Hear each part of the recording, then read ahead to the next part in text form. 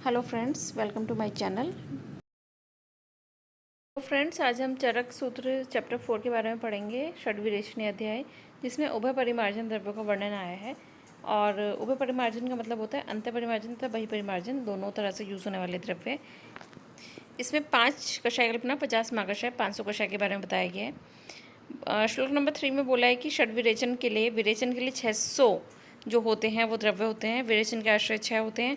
5 कषाय की योनि होती हैं, 5 कषाय कल्पना होती हैं, 50 महाकषाय होते हैं, 500 कषाय होते हैं। ये सभी को फिगर्स याद रखनी है क्योंकि बहुत ज़्यादा इंपॉर्टेंट है, क्वेश्चन में पूछी जाती हैं। नेक्स्ट विमर्श में विरेचन की डेफिनेशन दी गई है, ये भी इंपॉर्टेंट है, मार्क कर लीजिए। करते हैं विरेचन की डेफिनेशन है, उसके बाद है चक्रपाणी ने इही शब्द और जो है खल्लू शब्द के बारे में बोला है कि खल्लू शब्द का मीनिंग क्या होता है, इही शब्द का मीनिंग क्या होता है। तो इही का मीनिंग होता है ना अधिक संक्षिप्त ना अधिक विस्तृत रूप से, और खल्लू शब्द का अर्थ होता है प्रकाशन या वर्णन करना। ये पूछा जाता है। नेक्स्ट श्लोक में कल्प उपनिषदी वर्ड आया है, वो कल्प स्थान के लिए आया है चरक सूत्र 4 में। नेक्स्ट आता है विरेचन के लिए और वमन के लिए कितने द्रव्य बताएं, तो 600 में से वमन के लिए 355, विरेचन के लिए 245। वमन में श्रेष्ठ होता है मदनफल, मदनफल के लिए सबसे ज़्यादा द्रव्य बताएं 133, जिमूतक 39, इक्ष्वाकु 45, धमागा 60, और वत्सक जो होता है हमारा 18, कृतवेदन 60। ऐसे ही विरेचन के लिए तीव्रता 110, चतुरंगुल 12, तिलवक 16, स्नोही 20, सप्तला शंखनी 39, द्रंति द्रवंती 48। ये बहुत इंपॉर्टेंट है, पूछा जाता है कि किसके लिए कितने द्रव्य बताएं, तो ये योग आपको सभी को याद रखने हैं। आगे कल्प स्थान में भी हम ये चीज़ पढ़ने वाले हैं, इससे अच्छा है कि हम यहीं पर इसको लर्न कर लें। नेक्स्ट कषाय की योनि 5, महाकषाय 50, कषाय 500।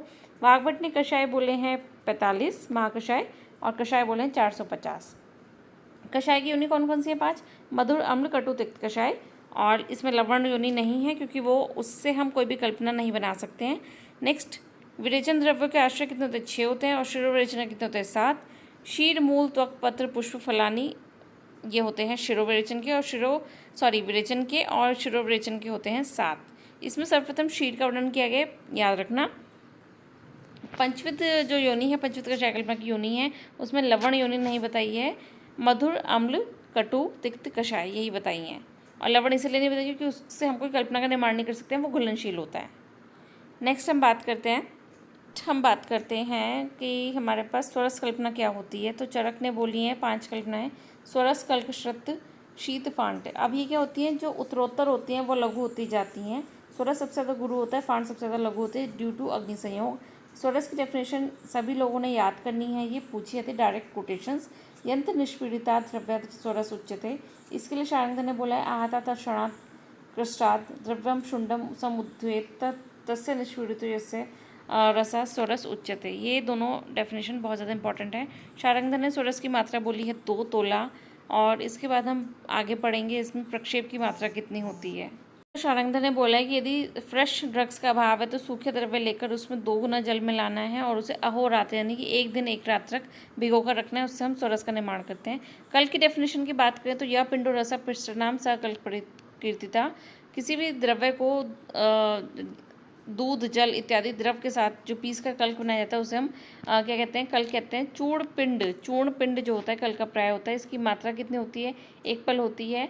और इसके बाद हम के बारे में पढ़ते हैं, वन्नम तु क्वथितम द्रव्यम शतम आहु चिकित्सका। तो किसी भी द्रव्य को द्रव के साथ अग्नि पर उबालने से जो प्राप्त होता है उसे शत या क्वाथ कहते हैं। इसकी मात्रा 8 तोला होती है। शारंगधर ने इसके लिए अलग डेफिनेशन दी है, पानीय षोडशम गुणम करके विमर्श में लिखा है, आप लोग पढ़ लेना। 3 तरह के द्रव्य बताए हैं कि मृदु, मध्यम और कठिन, अत्यंत कठिन, इस तरह से द्रव्य होते हैं। उसके अकॉर्डिंग हमें द्रव की रेशो बताइए, 4 गुना, 8 गुना, 16 गुना, इस तरह से बताया।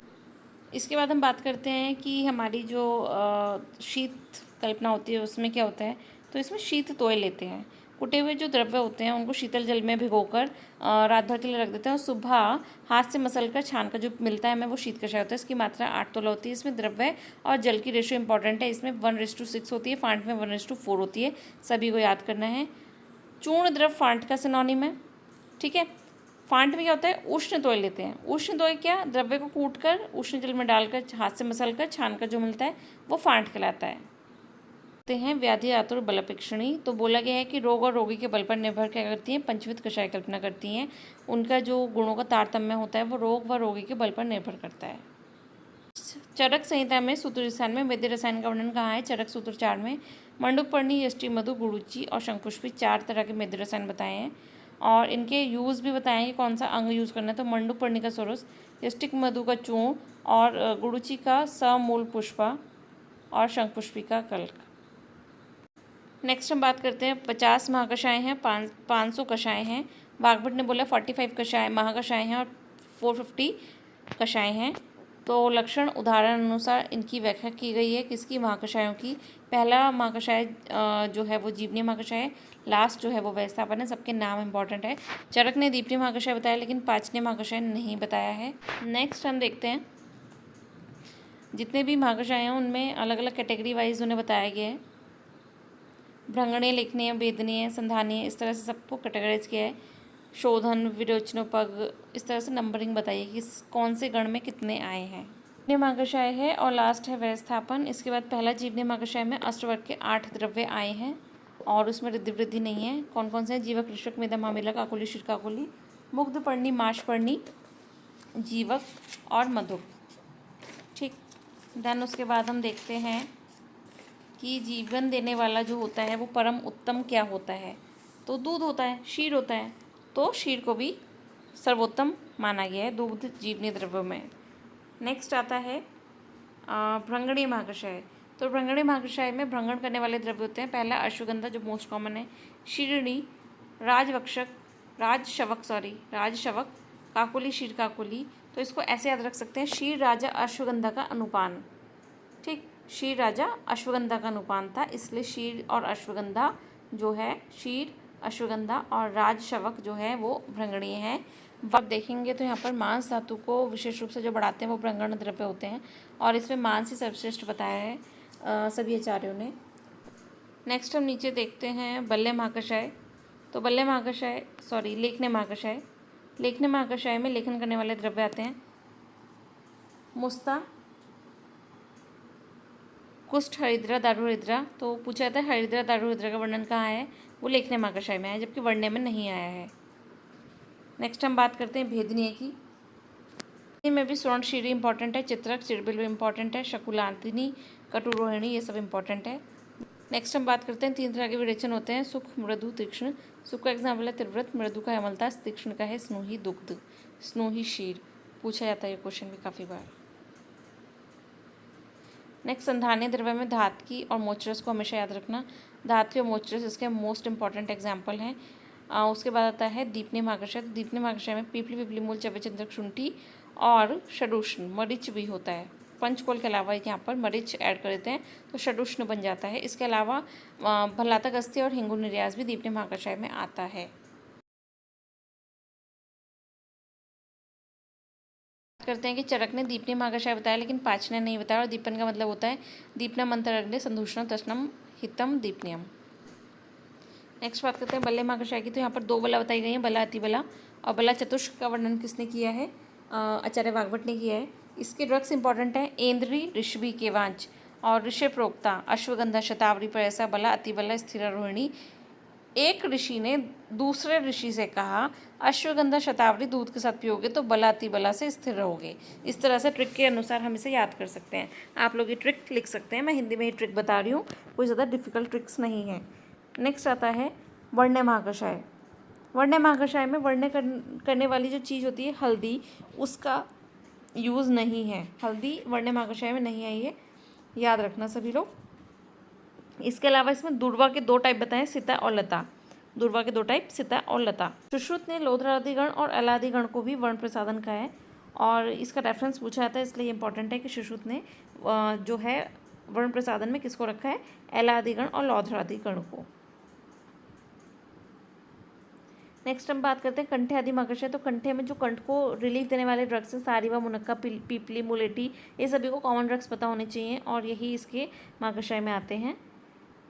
नेक्स्ट हम बात करते हैं हृदय महाकषाय की। तो हृदय महाकषाय में सारे अम्ल द्रव्य आए हैं, ठीक है। और आम्र, आम्रतक, अम्ल, वेतस, वृक्षाम्ल, कर्मद्र, लकुच, बदर, कुवल, दाड़िम, मातुलुंग, ये सब आए हैं। और इसमें बदर की 2 वैरायटी बताई हैं, बदर और कुवल। अर्जुन नहीं आया है, ठीक है, अर्जुन नहीं है किसमें, हृदय महाकषाय में। नेक्स्ट हम बात करते हैं इसमें तृप्तिघन महाकषाय, तो वायविडंग तृप्तिघन महाकषाय में आता है और कृमिघन में भी आता है, इंपॉर्टेंट है। कटु तिक्त रस प्रधान जो द्रव्य होते हैं वो तृप्तिघन महाकषाय में आते हैं। नेक्स्ट आता है अशोघन महाकषाय। तो अशोघन महाकषाय में क्या है ना, जैसे चरक ने बोला है चिकित्सा स्थान में कि शुष्क अर्श में तो जो है चित्रक और भल्लातक देना है और आर्द्र में कुटस देना है। तो यहाँ पर भल्लातक नहीं आया है, चित्रक और कुटस दोनों हैं लेकिन भल्लातक नहीं है। उसके बाद बात करते हैं कुष्ठकन महाकषाय। तो कुष्ठकन महाकषाय में बाकुची नहीं आया है, खदिर, भल्लातक, हल्दी, आंवला सभी द्रव्य आए हैं लेकिन बाकुची नहीं आया है। मैं आपको सिर्फ वही पॉइंट बता रही हूँ जो हमें इंपॉर्टेंट याद रखने हैं और आपके अभी एग्जाम आने वाला है, तो क्विक रिविजन के लिए जो पॉइंट इंपॉर्टेंट है वही मैं आपको बता रही हूँ, ध्यान से सुनिएगा और याद कीजिएगा। कंडूघन, तो कंडूघन में क्या होता है कि कंडू में इन्फ्लेमेशन होती है तो इचिंग होती है। इचिंग होती है तो क्या होती है, वहाँ पे गर्मी होती है ना, तो वहाँ ठंडक देने वाले द्रव्य होते हैं। चंदन, नलद, नक्तमाल, दारू, हृदय, कुटज, निम्ब, आरकवत, कृतमाल, शर्षप, मुलेठी, नागरमोथा, ये सारे द्रव्य जो हैं कंडूगन बताए गए हैं।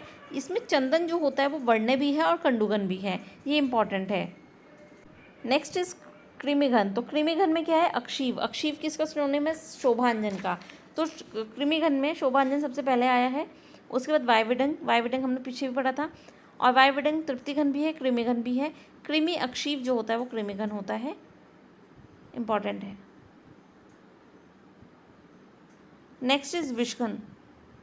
विषघन में भी अक्षीव आया है और विषघन में आप देखोगे शिरीष इंपॉर्टेंट होता है। हरिद्रा वर्ण्य नहीं होती है, लेखनीय होती है, कुष्ठघन होती है, कंडूघन होती है, दारू हरिद्रा, और हरिद्रा विषघन भी होती है। तो विषघन भी हरिद्रा आई है विषघन में।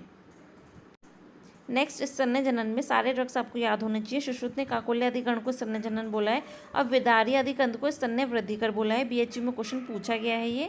स्तन्य जनन महाकषाय में शतावरी का वर्णन नहीं है। वीर जब ज्वाइन करते हैं तो दूध पीते हैं, इसलिए आप याद रखना, इसकी एक ट्रिक है, वीर ज्वाइन करते हैं दूध पीते हैं। नेक्स्ट बात करते हैं स्तन्य शोधन, ये भी बहुत ज़्यादा इंपॉर्टेंट है। इसके 10 के 10 ड्रग आपको याद होने चाहिए। पाठा, महाऔषध, सुदारू, भूता, गिलोय, इंद्रजौ, चिरायता, कुटकी, ये सभी आपको याद होने चाहिए। शुक्र जनन में अष्टवर्ग के ही द्रव्य आते हैं, इसमें महामेदा नहीं है। और किस में आए थे, जीवनेगढ़ में आए थे, इसमें महामेदा नहीं है। कैसे याद रखेंगे आप, अष्टवर्ग मामू फंसे वृद्धरूहु के कुटिल जाल में, इस तरह से एक ट्रिक बना के आप याद रख सकते हैं इसको।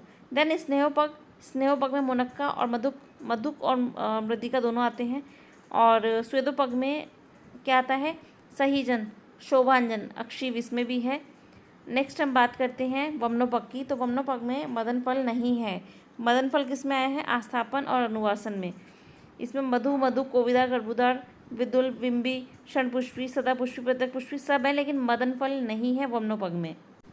नेक्स्ट हम बात करते हैं विरेचनोपग महाकषाय की। तो विरेचनोपग महाकषाय की क्वालिटी के इसमें जितने भी द्रव्य हैं वो सारे फल हैं, और फल के बाद इसमें बेर की 3 वैरायटी बताई है। बेर की 2 वैरायटी किसमें बताई थी, हृदय में, और बेर की 3 वैरायटी बताई है विरेचनोपग में, कुवल, बदर, करकुंद।